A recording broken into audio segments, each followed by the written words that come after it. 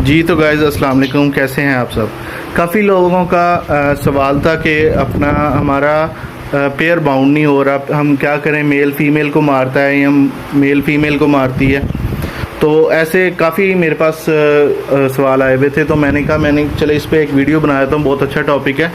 सबसे जो बेस्ट चीज़ है आप लोगों ने करनी है, आप लोगों ने पहले तो एक तरीका है कि आपने मेल को एक केज में रखना है, फीमेल को एक में। जैसे ये अब केज है, इसमें आपने इस केज में मेल को रखें, इसमें फीमेल में। अगर आपके पास 2 केज एक्स्ट्रा हैं और स्टिक इनको छोटी लगानी है, 2, एक इधर लगानी है एक इधर लगानी है, ताकि दोनों आपस में एक स्टिक पे एक बैठे हों और इस पे एक चांसेस है कि आपका पेयर बाउंड हो जाए। सेकंड, अगर आपके पास नहीं ये ऑप्शन, तो सेकंड ऑप्शन आपने यही करना है, आपने एक छोटा सा केज लेना है। जैसे ये मैंने एक छोटा केज लिया हुआ है, रखा हुआ है पेयर बाउंड वगैरह करने के लिए, ठीक है। ये आपने एक केज लेना है और